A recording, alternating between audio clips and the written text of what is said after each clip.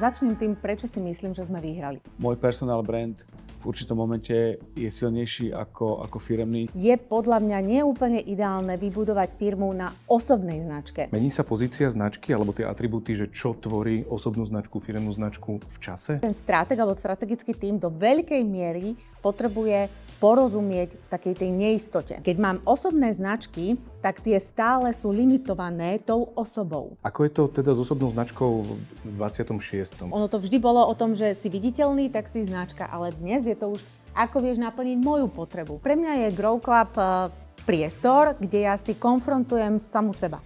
Ja sama v sebe sa teším z toho, že čo mi to prináša. Forbes Grow Club je biznis klub majiteľov a riaditeľov slovenských spoločností. Spoznajte reálne skúsenosti a know-how, ktoré stoja za ich úspechmi. Vítajte vo Forbes Grow Club. Vítajte v Growcast. Prvou pozvanou je Naďa Kacera. Spoločne sa ponoríme do témy, ako si vie majiteľ, líder budovať osobnú značku tak, aby to podporovalo firemnú značku a rast hodnoty firmy. Naďa je príkladom toho, že to, čo nastavuje u svojich klientov, to znamená stratégiu firemnej značky, ale aj osobnej značky, robí aj dovnútra svojej firmy, vo firme Levosfér. A výsledkom a príkladom toho je aj víťazstvo v Grow Club Top 10 v kategórii marketing, za čo gratulujeme. Boli sme pri tom, tešíme sa z toho. Tak poďme sa spýtať, že v čom spočíva takéto nastavovanie firemnej značky alebo osobnej značky, aký je možno medzi tým rozdiel, ako to prebieha takýto proces. A ja hneď doplním otázku, že či to nastavenie ste využili aj u seba, že sa vám podarilo vyhrať. Že či vlastne to je vlastne product placement. Áno. Keď je to prvé miesto v tejto kategórii. Áno, dobre. Poňala som, je to dosť široká otázka, takže začnem tým, prečo si myslím, že sme vyhrali. Potom sa vyjadrím teda k osobnej značke, nastaveniu a k firemnej značke. Nech sa páči. Keď som premýšľala nad tým, že ako sa nám podarilo túto nádhernú cenu vyhrať, a pre nás to teda bol naozaj veľký moment, lebo ako nestáva sa to relatívne malej firme v takejto veľkej konkurencii, 4 000 ďalších firiem dosiahnuť takýto výsledok, tak som si povedala dve veci. Prvá, strategické nastavenie, úplne jasné strategické postavenie na tom trhu. Čo vlastne chcem? Prečo som tu a čo je môj fokus? To je prvá oblasť. A hneď druhá je finančná disciplína. A tu máme v Levosfér naozaj veľmi, veľmi vysoko. A v podstate ju máme až tak vysoko, že my aj plánujeme naše aktivity, aj keď máme dlhodobú stratégiu. Neustále tie aktivity revidujeme a plánujeme na zmeny, ktoré sa na trhu dejú. A toto je niečo, čo si myslím, že je veľmi dôležité si uvedomiť hlavne dnes v takej tej neistej dobe, že síce mám stratégiu, mám dlhodobý fokus, ale ja neustále potrebujem revidovať svoje aktivity minimálne na ročnej úrovni, čo je business plán, ideálne na kvartálnej úrovni. Takže to sú také dve veci, ktoré ja by som povedala, že nás vyťahli tak vysoko. Aj v tom, že vlastne my rastieme dlhodobo, udržateľne už 10 rokov a dbáme stále na tú efektivitu aj na tú maržovosť. A teraz, ako k tomu dopomohla osobná značka? Keď sme zakladali Levosfér, vo veľkej výraznej miere tomu dopomohla osobná značka, pretože sme budovali dve osobné značky a v nejakom momente, po nejakých 3 rokoch, sme sa rozhodli, že začneme intenzívne budovať aj firemnú značku. A toto je veľmi dôležité si uvedomiť, že keď mám osobné značky, tak tie stále sú limitované tou osobou. Preto ja potrebujem v nejakom momente, ako keby z takého strategického pohľadu sa rozhodnúť, kedy ja už preklopím tie aktivity smerom k budovaniu tej firemnej značky, pretože hodnoty, stratégiu, rast, referencia a tak ďalej, to by malo prislúchať firemnej značke a tie osobné značky by ju mali podporovať. Pretože oni vlastne robia to, že váš zákazník vás pozná skôr, než dojde k nejakému obchodnému stretnutiu alebo rokovaniu. On prichádza pripravený. On už vie, čo od vás môže čakať. A potom celý ten obchodný proces je rýchlejší, je výkonnejší a na 100% tá spolupráca je kvalitnejšia. Takže na to slúži tá obchodná značka. Ale v nejakom momente života tej firmy si treba povedať, že priorita je firemná značka. A tu treba začať budovať. Dá sa to nejako možno rozdeliť, nakoľko je dôležité, aby neprišla taká tá kanibalizácia tých značiek, lebo poznám to aj zo svojej skúseností, kde môj personal brand v určitom momente je silnejší ako firemný. bavíme sa o rádiu, nie zo všetkých samozrejme, nie v rámci tých etap, ktoré sú alebo boli, ale predsa len ma na to upozornili a tam som sa začal zamýšľať. Čiže otázka je, že kde je ten moment? Ten moment je si uvedomiť ako keby limity osobnej značky a veľkosť firemnej značky. Pretože osobná značka vždy bude súvisieť s nejakým človekom, s konkrétnou osobou. A tá osoba, keď buduje svoju osobnú značku, tak by mala dbať na to, aby trh rozumel, ako sa rozhoduje, aký má vlastne postoj v kontexte daného biznisu, ktorý reprezentuje, aby trh poznal hodnoty toho človeka, doslova toho človeka, lebo osobná značka jedine, keď je pravdivá. Dnes je také moderné slovo, že autentická, ale ja mu nerozumiem. Ja rozumiem len slovu pravdivá. Tak a ja sa snažím používať slovo autentická, aby si rozumela. Nie, nikto ti nerozumie. Okay. Všeobecne nerozumieme slovám, ktoré sú latinského pôvodu, anglického pôvodu, rozumieme tým, ktoré sú materinské znútra. Čiže toto a od nechávame... malička, mamička, pravdivý buď, nie autentický. Je to o tom, že sa môžeme zhodnúť, že toto necháme v deklaratívnej polohe. Dobre. Dobre. Takže... pravdivosť je dôležitá pri osobnej značke a potom a tým pádom tá značka má limity, pretože je to o tom človeku.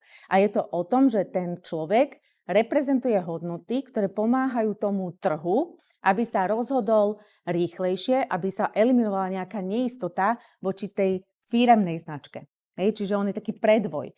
Ale tam je jeho úloha, to je jeho limit. A potom tá firemná značka, to je oveľa širšia.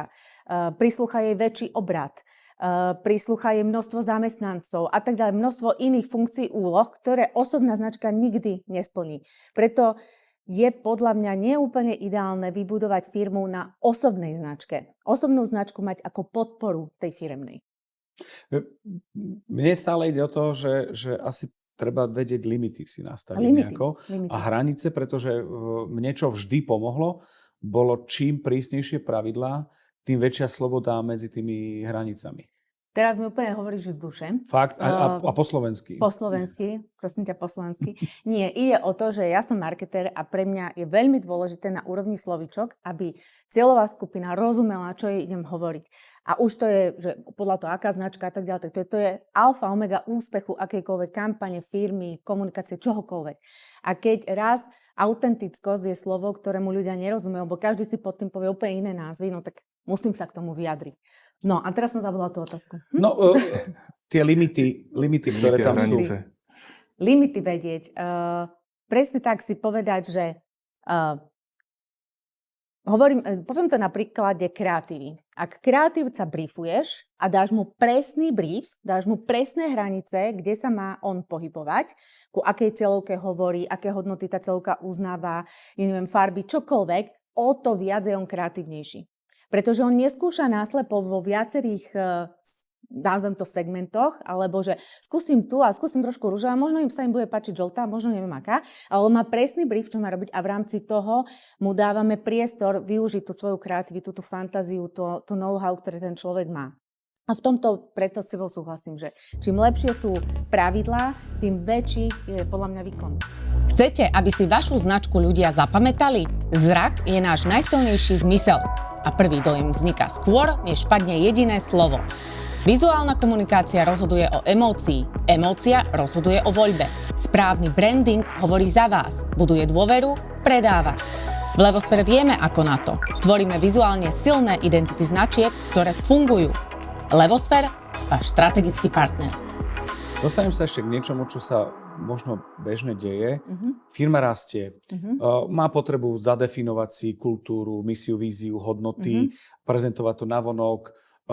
Ja ako líder budujem si svoj personal brand, som príkladom pre tých, ktorí sú moji zamestnanci a dostanem sa do momentu, že možno sme dvaja, možno je nás viac majiteľov a nie každý nejak týmto spôsobom rieši.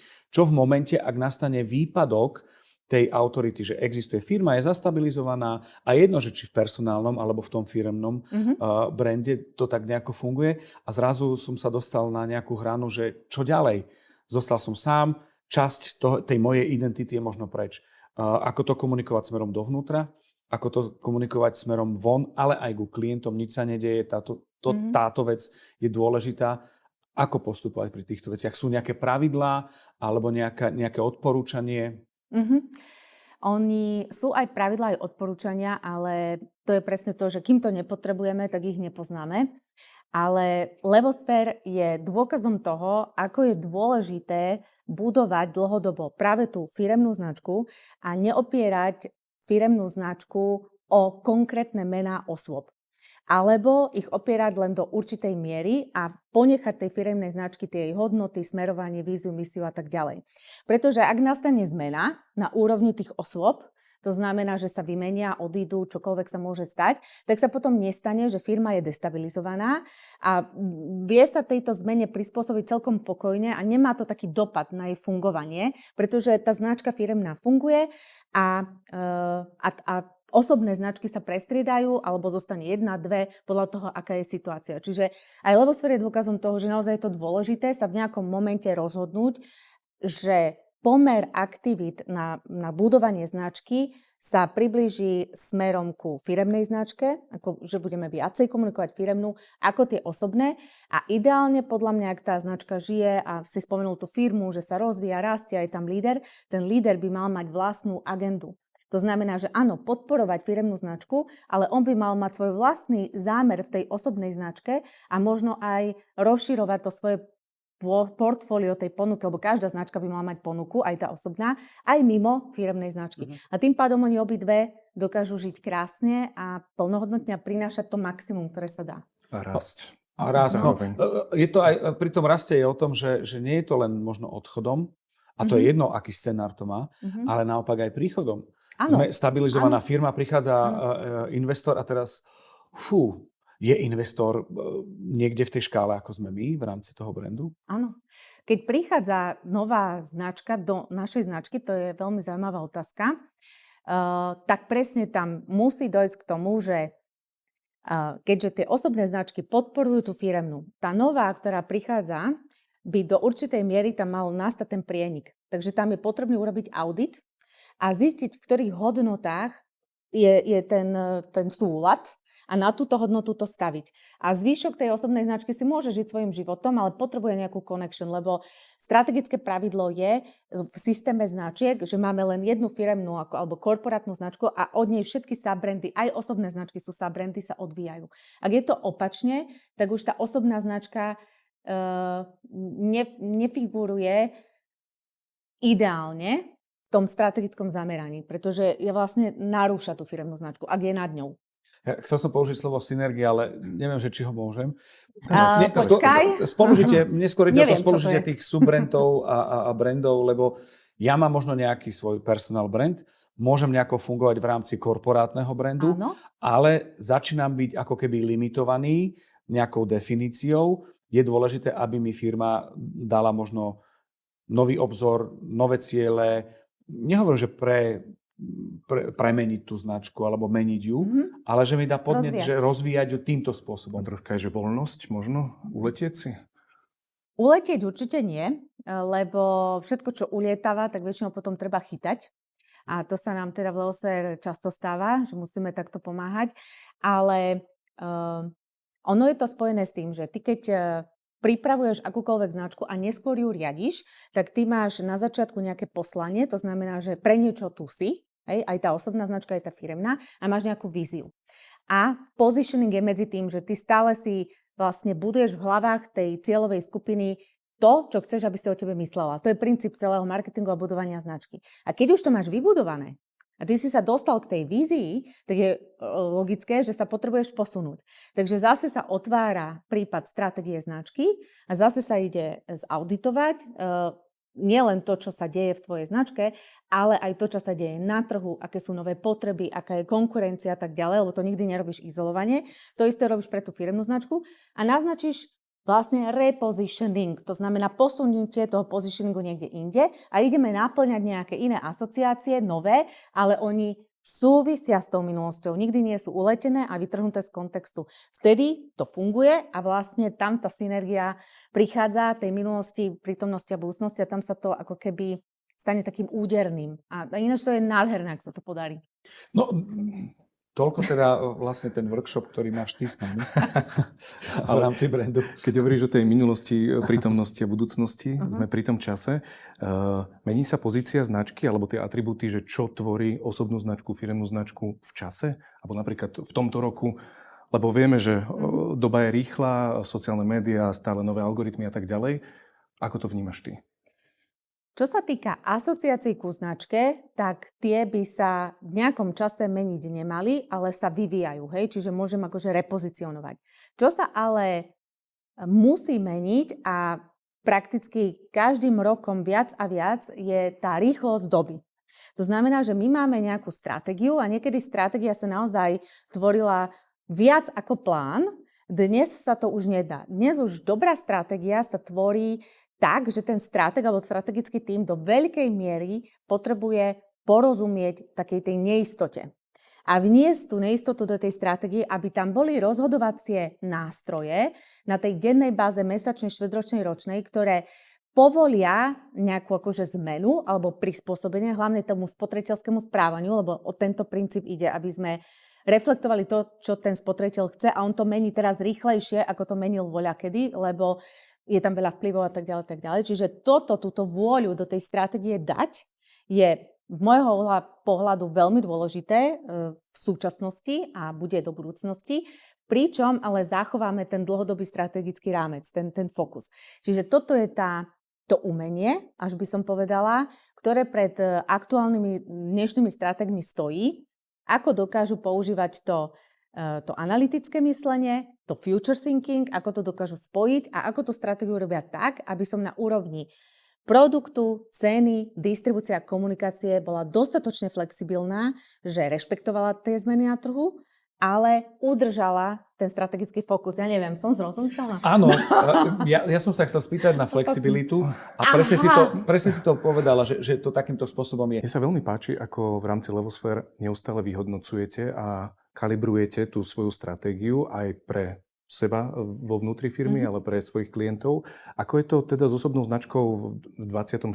že čo sa možno zmenilo, čo už neplatí, čo práve že naopak prišlo ako nový trend?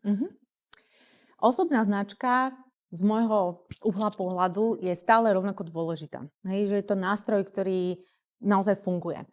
Čo sa na nej zmenilo, je funkcia. Čiže tak, ako niekedy stačilo byť videný, mať dobrý imidž a naozaj byť videný, asi tak by som to uzavrela, tak dnes sa to posúva do takej doslova až strategickej zručnosti alebo kompetencie, ktorá sa volá, že self-selling. Čiže dokázať tomu trhu povedať, akým spôsobom sa ja rozhodujem. To znamená, že ten trh rozumie, kto som. Lebo keď viem, ako sa niekto rozhoduje, tak automaticky mám s ním ako keby hlbší kontakt. Dokázať tomu trhu povedať, na čo tu vlastne som, aká je moja ponuka, čo odo mňa, akú potrebu dokážem naplniť, lebo ono to vždy bolo o tom, že si viditeľný, tak si značka, ale dnes je to už, ako vieš naplniť moju potrebu. A tie potreby teda môžu byť aj psychologické a motivačné akékoľvek. Čiže toto a potom aj aký mám vzťah alebo postoj ja ako značka v kontexte toho biznisu. Lebo ešte aj biznisy sa nám tu delia v hodnotách. Mám ten istý biznis, akože principiálne ten istý biznis, ale tento ide cez tieto hodnoty a tento cez tieto. A keď to ten trh naučím, ja ako osobná značka, ktorý ten biznis a hodnoty ja reprezentujem, tak urýchľujem to obchodné rozhodnutie, aj celý ten proces, aj obchodný výkon. Takže táto funkcia sa mení a je dôležité sa to doslova, túto kompetenciu z môjho pohľadu naučiť a prestávať rozprávať o sebe ako o produkte a začať rozprávať o tom, ako má ten trh vnímať, čo ja naplňam, ako mám ponuku, ako sa rozhodujem, kým vlastne som, ktoré hodnoty ma reprezentujú. Mňa ešte zaujímavá otázka, aj keď možno tuším odpoveď, môže to, čím sa zaoberáš, zlepšiť ziskovosť? Ako má to vplyv? Lebo to, že mám nejaký brand a som ňuňu, chrumkavý pre, ja neviem, niekoho, nevždy to môže fungovať, ale zadefinovanie toho brandu korporátneho, firemného alebo personálneho vie sa merať, lebo to je najťažšia časť, vždy pocit merať, nejako kvantifikovať rast, zisk, biznis? Vie. Ono to má... Marketing je totiž vedná disciplína.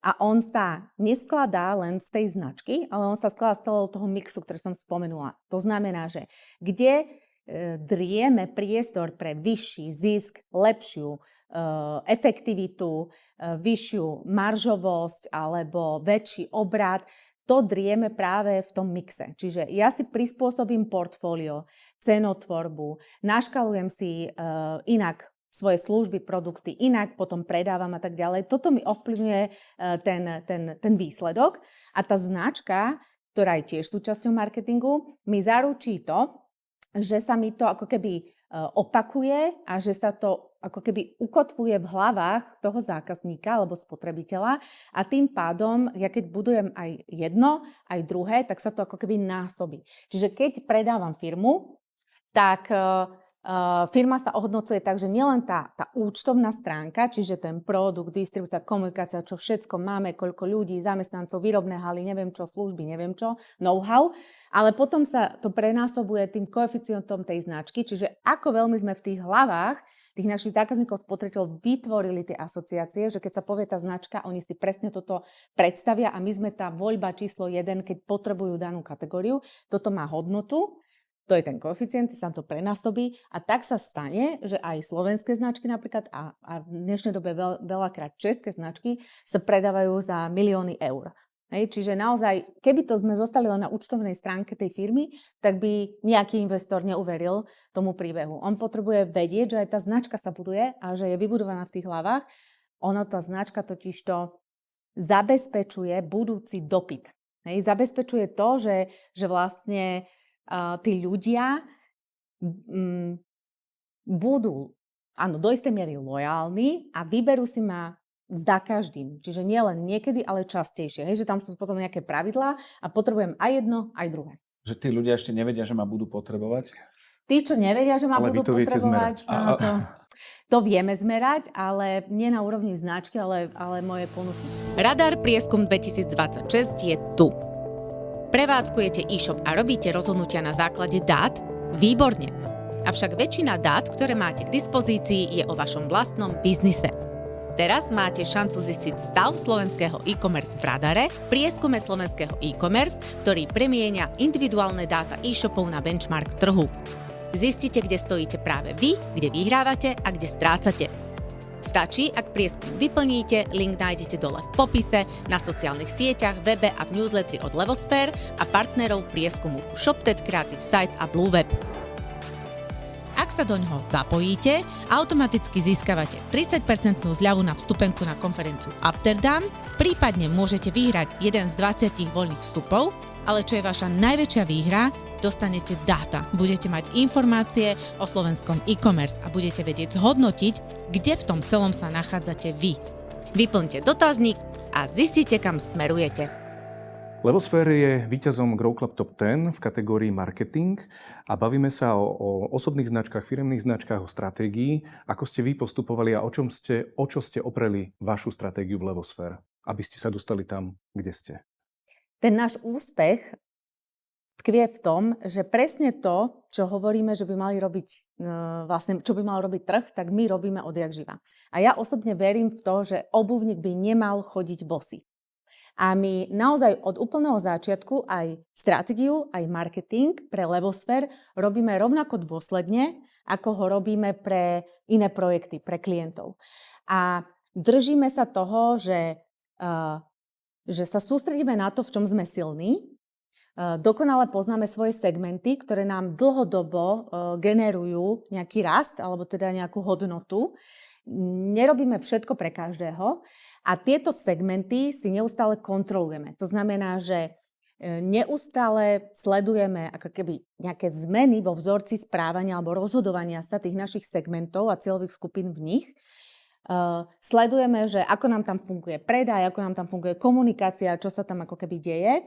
A Levosphere okrem toho, že má stratégiu, každý rok si robí biznis plán a v rámci toho biznis plánu my tú stratégiu ako keby dáme do konkrétnych cieľov a popíšeme si zmenené akoby portfólio, čiže tú ponuku služieb. Tú zmenenú ponuku služieb na základe zmeneného správania zmeníme aj jej pricing, zmeníme škálovanie, akým spôsobom to na trh predávame. A toto my robíme za každým. Čiže keď nás teraz čaká obdobie veľkej neistoty, tak to škálovanie bolo smerom do, nazvem to, drobenia. To znamená, že ponúkame aj lacnejšie služby viacej na mieru, krátšie, praktickejšie, kdežto v minulosti sme si mohli dovoliť proste veľké stratégie rok, pol roka a tak ďalej. A toto je to, s čím sa hráme. A stále si naškalujeme nejaký pomer, kedy nevsadíme všetko na jednu kartu, ale máme minimálne, teda ja som zastanca toho, že mať aspoň 4 také piliere, o ktoré sa môžeme oprieť, a keď mi jeden nejde tak, ako chcem,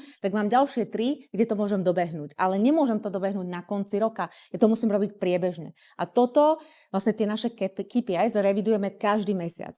Takže my sme naozaj spoločnosť, ktorá je síce malá, má 14 ľudí, ale dovolím si tvrdiť, že ten manažment vo vnútri je až korporátny. A to práve preto, že my sme z korporátov všetci, čo sme tam.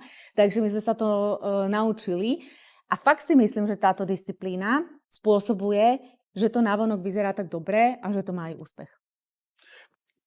Pri tých kontaktoch s klientmi, čo najviac funguje? Ak ideme do tej škálovateľnosti, že čo to znamená? Možno pre tých, ktorí už sú klienti, že ahojte, máme čosi nové, ale vy viete, lebo neustále to obnovujeme. A možno pre tých, ktorí spia alebo váhajú. Nie spia, váhajú. Že ako? No, v podstate, keď si naškalujeme tie naše služby, tak vždy si ich pomenujeme a každú jednu predávame cez taký vlastne, že insight. Čiže ten segment, ktorému daná služba patrí, predávam ho tú službu cez insight, čiže cez naplňanie potreby toho segmentu. Že prvé, čo si zistím, je správanie, to redefinujem do potreby a potom hovorím, že ste v slepej uličke, lebo sa u vás mení vedenie, proste odchádza staršia generácia, je tu nástupníctvo, to môže byť prvý problém. Hej. Druhý problém môže byť, že doteraz nám všetko fungovalo, nič sme nemuseli robiť, ale teraz práve nemáme tých vodičov. Hej? Čo máme teda robiť? Ako máme nastaviť vlastne značku zamestnávateľa? Čo to vlastne je značka zamestnávateľa? Takže otázka. Nemáte dostatok zamestnancov? Hej, že idem za tou potrebou. Ja to teraz trošku tvorím tak, akože na kolene. Nie je to dokonalé, lebo ten jazyk, ktorým to tvorím, by mal byť taký, aby tá moja cieľová skupina mi rozumela a priblíži sa jej. To znamená nie mne ako majiteľke danej firmy, ale mojou komunikáciou sa približujem cieľovej skupine. Prekladáš to do jazyka. Prekladám to. A to je veľmi dôležité, že toto, keď si sa aj pýtal, že kde je taká slepá ulička pri slovenských spoločnostiach, tak je to, že my máme veľké srdce majiteľa. My všetci vieme povedať našu víziu a čo a ako a produkty a jak som ja a 20 a 30 rokov a neviem a od škôlky a neviem čo je super. Ale vlastne úlohou stratégie a dobrého marketéra je preložiť túto podnikateľskú dimenziu, ešte ju trošku ošetriť cez konkurenčnú analýzu a trh a tak ďalej, že či naozaj je to tak, či naozaj ste prví, či naozaj ste najlepší, či naozaj ste najväčší. Toto si popozerať, že aký je tento postavenie na trhu a preklopiť to do marketingovej dimenzie, to znamená, že naplňam potreby trhu. A táto marketingová koncepcia je vec, ktorá na Slovensku sa stále ešte len rodí. Väčšina firiem komunikuje produktovo. Mám krásny produkt a ty si ho kúp, lebo ja som krásny. Hej, čiže to je ten, ako keby, že koho zaujíma, že vy chcete byť číslo 1 na trhu?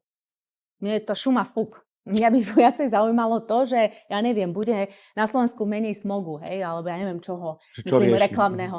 Že to je to, čo som hovorila, že spôsob, akým sa tá spoločnosť, akým hodnotám sa hlási, aký vlastne výstup ona tomu svetu ponúka, to nie je len to, že svetový mier, to je naozaj to, že ľudia sa stotožnia len s tým, čo naplňa ich potreby a nie to, čo je seba prezentácia, či už firmy alebo osoby na tej druhej strane. Hej, že to je rozdiel medzi byť videný a predávať sa. Hej, že viditeľnosť a self-selling. Dá sa tvoj prístup, ktorý máš v rámci marketingu, aplikovať na ďalšie iné spoločnosti a pokojne zostaneme v Grow Clube. Lebo je to klub, ktorý má niečo spoločné, svojím spôsobom aj my dvaja, aj ja s Marekom, aj ty s Marekom a s ďalšími. Čo si myslíš, že čo to je? Keď sa pozeráš možno, keď nastavujem zrkadlo ti nejako. Akože Grow Club? Áno, Grow Club z pohľadu tvojho. Že čo sa objavuje v každom z nás. Či také možno niečo je? Je, ináč by som tam nebola. Pre mňa je Grow Club priestor, kde ja si konfrontujem samu seba. To znamená, že je tam dostatok ľudí, ktorí z môjho uhla pohľadu mi prinášajú hodnotu, ktorú potrebujem a dokážem sa na základe diskusie s nimi posúvať. A toto je pre mňa vzácne a zároveň je to niečo, čo vyhľadávam. Pretože len tak dokážem rásť, keď dokážem mať dobré otvorené diskusie. A v podstate ja som ešte človek, že okrem toho, že si myslím, že obuvník by nemal chodiť bosý, tak si ešte myslím, že sa dá učiť z chýb druhých. Ja si fakt myslím, že sa to dá a ja to robím. To znamená, ja veľmi intenzívne počúvam každú case studies, keď sa rozprávame a vnímam, čo mi ten človek hovorí, že urobil som to tak a už by som to urobil inak a ja sa dopytujem ďalej, lebo som taký typ, som marketer, tak sa stále pýtam a načúvam aktívne a tým pádom ja sama v sebe sa teším z toho, že čo mi to prináša.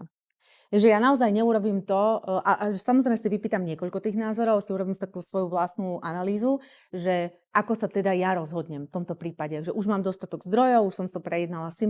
No a ten Grow Club je priestor, kde títo ľudia sú. Takže preto tam zostávam, preto som s nimi, preto s nimi rada komunikujem a teším sa, že je tam taká tá sloboda a taká tá perspektíva, že nie je to také... keď som na začiatku povedala, že pravidlá sú dôležité, čiže aj ten Grow Club má pravidlá, ale to je to pravidlo, že môžeme byť všetci, každého názor, nie že je dôležité, aby to neznelo tak neviem, slniečkársky, ale že jednoducho naozaj je tam perfektná tá diskusia, otvorená. A dostanem sa teraz k tomu úvodu a k tomu oceneniu. V tejto spoločnosti ľudí, čo to pre teba znamená pre spoločnosť tvoju, dostať to ocenenie, že number one, Grow Club top 10, a prvé miesto v marketingu? Pre mňa je to, naozaj ma až zaskočilo, ako to veľmi dôležité pre mňa bolo. Však vy ste tam boli, ja som skoro nič na tom stage nepovedala. A to je teda, ako čo povedal, Juraj prišiel, že Madi. Ma to zaskočilo, ja som to naozaj nečakala. A tým pádom to pre mňa veľa znamená, lebo je to také zadozučinenie, je to také zhodnotenie tej 10-ročnej práce a toho, že dobre to robíte, hej, dobre ste sa rozhodli. Má zmysel to, čo hovoríte. A samozrejme je to aj ten proof point, že Levosfér teda vie, čo rozpráva. Hej, keď je sám toho príkladom, tak sa zmiešalo viacero vecí, bolo to veľké aj dojatie a no a radosť taká neskrývaná, lebo považujem toto ocenenie za veľmi vydarený ťah, ktorý Grow Club zvolil, pretože z neho ide a cítiť hodnotu. A to je to, čo je dobré robiť. Ja vidím v tom aj takú tú motiváciu, ale nie z toho, že ja chcem obhájiť, ja chcem byť, ale že človek rastie, aby sa dostal, a teraz nehovorím o marketingu, na tvoju úroveň, hej? Že jednoducho, ale v tom leveli myslím nie marketingovom, že ťa kopírujem alebo čosi, ale aby to bolo o tom, že rastie, má napredujem. Ašpirácia. Áno. Určite. Som sa použiť slovo ašpirácia. Rozumiem. Som ťa tak zlimitovala na začiatku. Prepáč. Ale mám aspoň presné pravidlá. Vzor. Máme vzor. Ja fungujem na vzoroch. Ja mám svoje vlastné vzory. Ja obdivujem ľudí, ktorí sú vzdelaní, šikovní, múdri, inšpiratívni, proste ja to môžem. Takže tým pádom, že ja mám rada vzory, tak som aj rada, keď vzorom môžem byť. Určite mi to imponuje a mám z toho radosť. My s Marekom máme radi veľmi kruhy a ten sa uzavrel, mám taký pocit. Aj keď ja si viem predstaviť, že by sme pokračovali ďalej, ale to už asi je o tom, že asi vedia, že Grow Club je miesto, kde sa môžu s tebou o tom porozprávať a my za ten priestor ďakujeme veľmi pekne. A ja ďakujem, bolo to pekné, príjemné a som rada za takéto rozhovory. Ďakujeme veľmi pekne. Nech sa darí teda. Áno sa bude.